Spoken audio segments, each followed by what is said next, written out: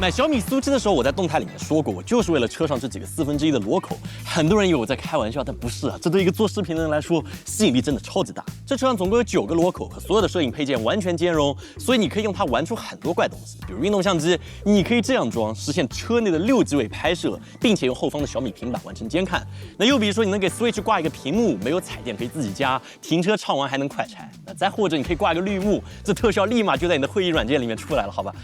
这有点过，但是你能理解我的意思。作为数码宝贝，我们团队真的不能说懂车，别的车评大佬要厉害的多得多。但是我觉得从一个视频工作者的角度来分享买了这辆车以后的体验，应该还是挺不一样的。比如说，你看，我们程序员又把苏七接进了公司的中控，这样每次苏七离开公司，我们楼顶的无人机就会自动起飞，追踪它来航拍一段视频，再把素材传回来。那理论上1年之后，你可以做一个4G 的无缝转场。那又比如说，我们打通了 Pocket 3，吸一个魔改支架，这在封闭道路上就是一个超级便携的自稳定车拍转播方案。所以从我的角度来看，苏七我觉得它最大的特点真的不是别的，而是它是一辆乐子车。你开着它就是会开心的，可以这么说。想象一下，如果你是一个纯血的米 boy 或者米 girl， 早晨你吹的米家的空调被小爱同学叫醒，米家的窗帘缓缓拉开，你往嘴里塞进米家牙刷，用小米14 Ultra 对着窗外的苏七拍下照片，看着米家打印机缓缓把它印出来，让你穿上米家熨烫机烫过的米家衣服，在米家的镜子前面用米家的吹风机吹干你的秀发，戴上米家的帽子，小米手环和小米手表一同响了起来。你解开米家门锁，你的后半铁蛋已经等你多时，才让他为你准备的米家滑板车终于接近了它，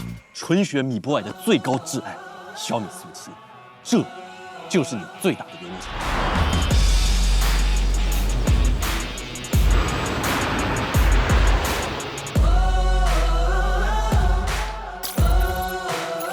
其实我不是很想进入到苏七的设计像什么的争辩之中，但是我们可以用机械臂加上几辆车来做一个无缝的对比。你可以评价一下苏七的外观到底怎么样。那苏七有几个角度，我觉得真的还是挺好看的，比如这个，还有这个，我们团队觉得看起来都挺酷。那当然也有些视角看起来会稍微拉下来一点，这个见仁见智。那前排的乘坐空间对于我这个182的人来说，我觉得不算很宽敞，尤其是头顶会被垫得有点高。那后排的感知倒是挺明显的，相比这辆当年我含泪花50万含购置税买的终极韭菜特斯拉 Model 3，苏七坐久了不会像3一样腰酸腿疼，而且也算施展得开。天窗在宣传的时候说有很好的紫外线隔绝能力。虽然在同样相机参数还有光照条件之下，苏七和 Model 3的亮度区别不大，但是隔热率上会有点区别。那小米苏七会好不少。那激光雷达我们用成像系统拍了一下，虽然比较片面，很难完整的测评它，但是苏七的投射距离、角度还有刷新率，我们觉得都还不错。你可以作为一个参考来看一下。那真正在这辆车里能把我吓到的地方，我觉得只有这个狂暴模式。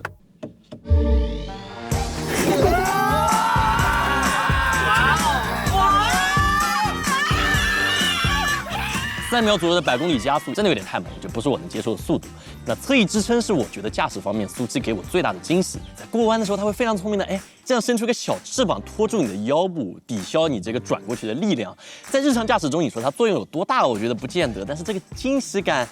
就很难形容，你会笑一下，就是人车合一的这种感觉。那说苏七膈应我的硬件设计，我们看下来可能就是这个后备箱的按键。会有点迷惑，它真的位置很低，也很难盲操。按它你必须要弯腰，也没有一脚踢。那网上说这个膝盖是正确的打开方式，但是真的很怪。哦，还有一点，也许是小米挖了太多储物空间带来的副作用，就是我们发现苏七的门板在车内音乐音量过大的时候，会有一个很明显的共振出现。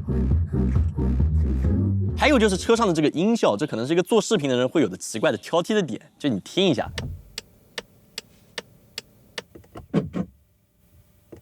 听起来这个质感就没有很棒，我觉得可以更新一下，算是一个小抱怨。冰箱这个玩意反倒是我一开始觉得非常噱头，但是有了以后发现还是不错的。就比如你的 GoPro 或者大疆 Action 它过热了，你放进去5分钟治疗，它好了，它可以出源。你的 FX3 在冬天因为气温太低，屏幕冻住了，扔进去5分钟加热，它好了，可以出源。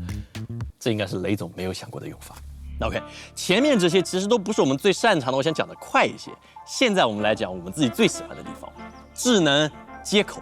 还有怪东西。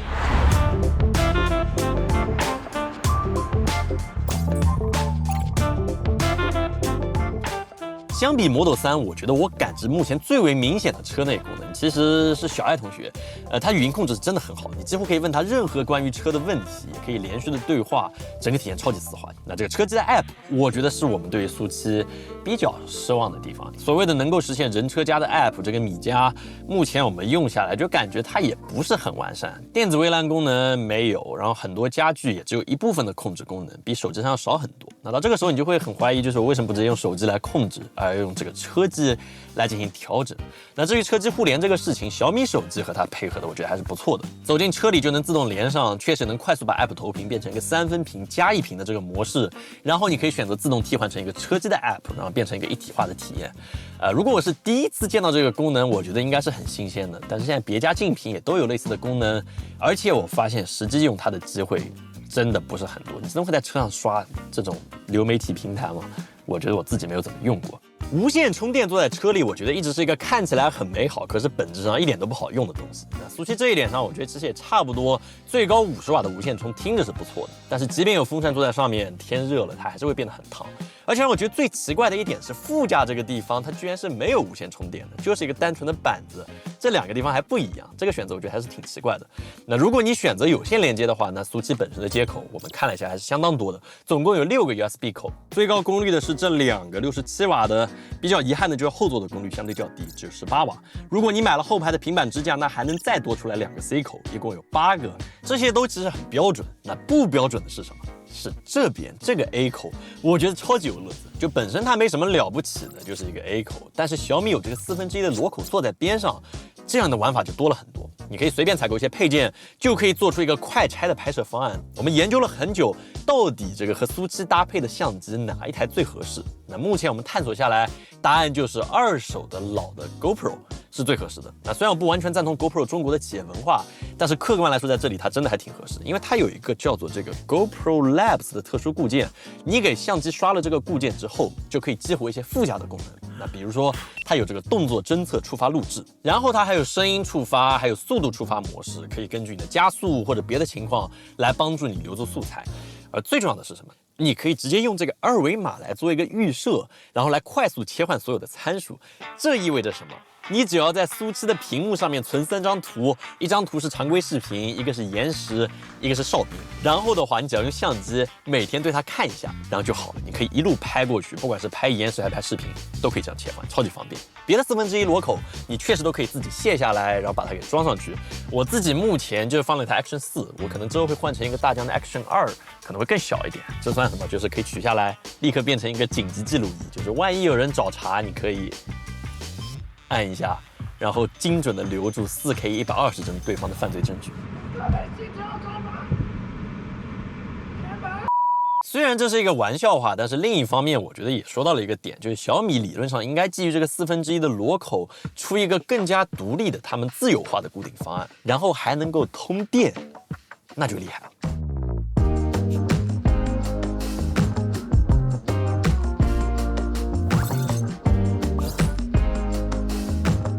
小米苏7的核心生态，雷总其实也讲过，就是扩展和配件。他不想把所有东西都先做好，而是你可以自己选择去选配。所以把他们商城里面所有的配件都买了一遍。目前我们用下来最为实用的是这个499元的这个实体按键拓展键，最难用的是这边这个149元的手机支架。粗糙的做工，繁琐的拿取逻辑，还没有办法调整视角，我觉得真的还是挺不好的。小米的这个触点让我们一开始非常期待第三方的创意配件，但是目前根据我们所知道的信息，小米官方是没有开放这个接口的开发权限的，所以短期内应该只有这么一点官方的配件。那不过我们团队还有隔壁的邻居孙老师动了点脑筋，魔改了一下，做了一个 Pocket 3的触点供电支架，还有一个 MagSafe 的充电支架。你看一下，你觉得怎么样？我们用下来感觉还不错，可是官方不开放，我们是没有办法来卖这些东西，所以希望小米能够尽快调整一下。而这个售价699元这个智能双表盘，我们买了以后，虽然觉得也还不错啊，还挺好的，但是功能真的很少，时钟表盘也只有一个。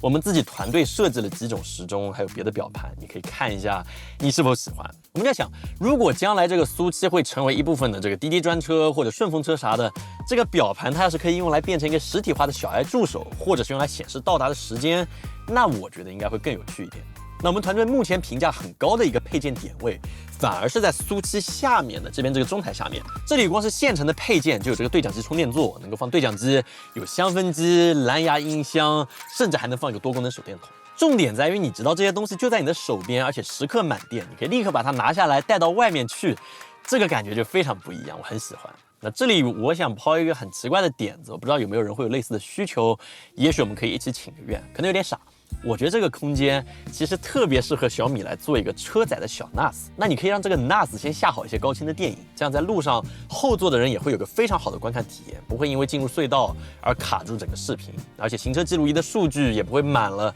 可以直接通过触点存进去。它就会变成一个真正意义上的你的私有中枢，对吧？这玩法会很多，虽然技术上因为硬盘的通病，比如固态不抗热、机械不抗震，会有一点难实现。哪怕小米卖的贵一点，我也会入手。我不知道你怎么看，你会不会想要这么一个东西？反正这是我自己的一点想法。那后面这2个屏幕，我们目前的感觉就是，不管是小米 Pad 还是 iPad， 你确实都可以把它接上，它做的也不错。但本质上就是做了一个 App， 然后帮你跳转到各个功能之上，硬件结构很结实，挺好的。你 Pad 也不用插线，触点能够供电，但是功能上你不能有太多期望。雷军在发布会上说这是一个最适合苹果手机的汽车，这个宣言目前我觉得没有完全做到。毕竟发布会上讲这个 CarPlay 目前不是 2.0 的版本，用下来的话整体 UI 也没有完全适配这块大屏幕，虽然响应速度还算不错，那别的功能看下来好像和苹果也没有什么直接的关系。所以如果你的期望是这样苏七能够接入到你的苹果生态，那现在说真的你只能等，然后希望这些承诺有一天能够被兑现。所以讲下来，我们已经说了苏七这么多美的、好的，还有难受的地方。总的开下来，我们公司一大帮子人都有一个比较趋同的观点，就是能在3年内造出这辆车真的很离谱，不知道他们是怎么做到的。这辆车虽然当然还有软件上的不完美，还有问题，就像刚才讲的，但是它就是一台会让你笑的乐子车。这个惊喜也许是你在转弯的时候有个侧翼，这个突然能够支撑拖住你；也许是你问了小孩同学一个怪问题，他能对答如流；或者是你的自定义车牌方案完美运作的时候。亦或是你第一次按下狂暴按钮，被这个加速度按在椅子上，它就是会有办法让你一个成年人笑出来。所以这就是一个成年人的小游乐场，我会这么说。所以这就是我们这期节目的全部内容。那如果你喜欢这个视频的话，也欢迎分享给你对苏七感兴趣的朋友们看一看，也请务必给我们点赞、投币、3连转发，对我们有非常大的帮助。那么我们下次再见。